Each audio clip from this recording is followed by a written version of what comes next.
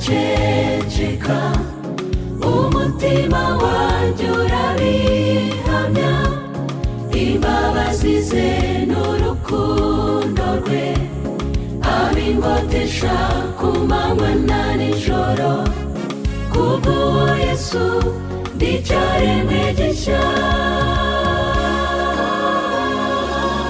hari impamvu ndirimba nishimye